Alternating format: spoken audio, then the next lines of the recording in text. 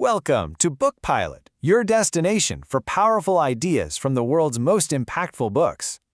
Today, we're diving straight into a really fascinating and, pretty controversial audio summary. We are completely decoding Robert Greene's famous book, The Art of Seduction. And we're not just talking about romance here.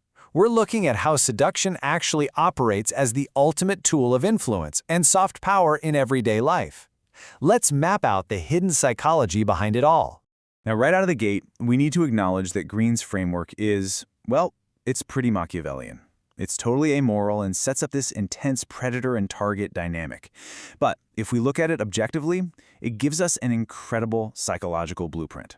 It literally lets you see the hidden mechanics of attraction and manipulation that are constantly playing out around you without people even realizing it. To digest this massive 500-page masterpiece, we've structured this audio summary into a logical playbook. We'll start with the ultimate soft power, move on to the 9 seducer archetypes, then cover the traits of anti-seducers, how to understand your target, and finally, we'll break down the 4-phase process. All right, before we meet the players, we've got to understand the ground rules. Greene makes it crystal clear. True influence is never direct. You can't just force it. It's a highly subtle, indirect process that demands deep emotional connection rather than just fleeting lust. You have to maintain mystery, withhold satisfaction, and develop a clinical understanding of your target's deepest fears. And, crucially for this specific game, you kind of have to toss standard ethics out the window. So, who are the master players? The book categorizes these masters of influence into 9 distinct seducer archetypes. The big takeaway here is that there's absolutely no one-size-fits-all strategy. Each archetype weaponizes a totally different aspect of human desire and fantasy. Let's zoom in on a few of the most fascinating ones. First up, the siren. This archetype is all about exaggerated femininity and raw, powerful sexual energy. They create this irresistible, almost theatrical aura that appeals to our secret yearning to just let go and lose control. By offering a total escape from the boring, rigid rules of daily life, the siren gets the target to willingly dive headfirst into an ultimate fantasy. Then, operating on a completely different wavelength, you have the dandy. The dandy blends masculine and feminine traits to create this captivating, totally elusive ambiguity. They reject traditional social roles. And their real power? It lies in representing pure freedom. You know, most people secretly crave that kind of rebellion, but feel way too trapped to actually do it. The dandy basically becomes a walking symbol of that forbidden freedom. And then there's the natural, who takes a completely different angle. Instead of exuding overwhelming power or mystery, the natural uses a carefree, spontaneous, and highly vulnerable persona, sometimes playing it up on purpose. By tapping into that subconscious nostalgia we all have for the simplicity of childhood, they completely bypass our mental defenses and trigger a fierce protective instinct. But, just as there are traits that magnetically pull people in, Greene issues a massive warning about the anti-seducers.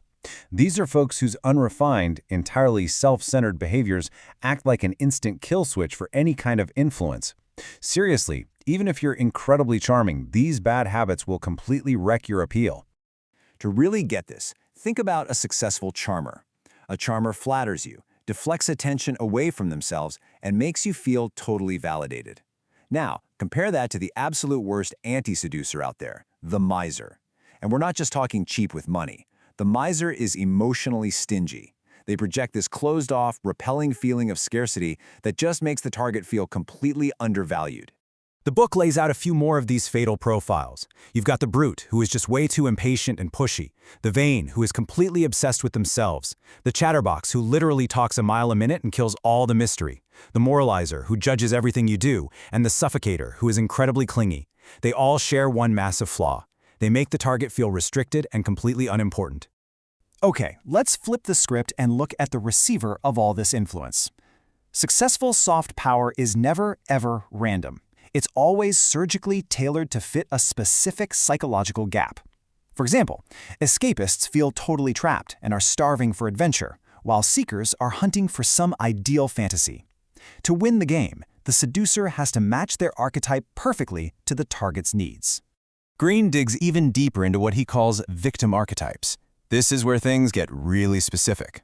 He outlines types like the fated star who desperately needs their ego stroked, or the jaded intellectual who overthinks everything and secretly craves emotional chaos. Identifying these specific, deep-seated disappointments gives the seducer the absolute perfect point of entry. And you know, it's not just about the person. The environment plays a huge role too. Setting amplifies vulnerability. Private, intimate spaces naturally breed emotional connection. But even crazier, moments of sudden crisis or high tension make people unbelievably susceptible. When someone is knocked off balance, they desperately seek comfort, leaving the door wide open for someone strategically offering it. So we've got the players and we know the targets. Now we reach the core of our audio summary, Greene's highly structured 4-phase execution of the seduction process. This is the chronological roadmap from sparking that first bit of interest all the way to complete psychological surrender. Phase 1 is all about the awakening of desire. You're just planting the seed. The seducer picks a target who is genuinely open, using really subtle, indirect approaches so the target thinks they're the one in control. A huge tactic here is creating a triangle, bringing in a third party to spark a little artificial jealousy. They also mirror the target's values and moods, making them feel deeply understood to slip right past their defenses. As things heat up in Phase 2, the main goal is emotional disorientation. It's time to lead them astray. The seducer starts blurring the lines between fantasy and reality, using unexpected surprises and poetic gestures.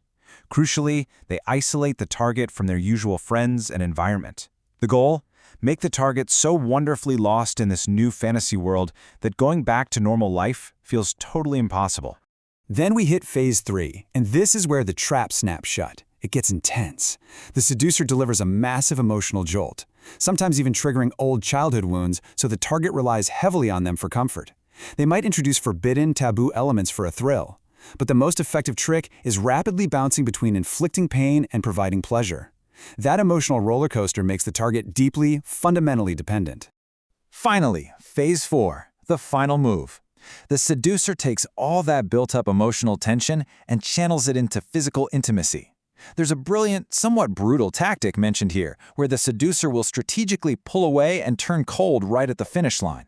That sudden, jarring distance makes the panicked target actually chase them, leading straight to a bold, decisive climax. Once the conquest is complete, the seducer is left staring down a pretty stark choice. They can either commit to the exhausting work of continuously re-seducing the target to keep that tension alive, or they can execute a swift, clean exit. Just cut the cord entirely, freeing themselves up to hunt the next target with zero lingering attachments. Greene's entire framework reveals a world where social dynamics are just one big, amoral game of psychological leverage. It's a ton to process, right? But having this mapped out gives you an almost X-ray vision into the mechanics of human influence. The question is, are you going to use this in your own life? Are you the one playing the game, or are you realizing right now that you might be the target? If you enjoyed this audiobook summary and want to discover more powerful ideas from great books, subscribe to BookPilot and stay tuned for more.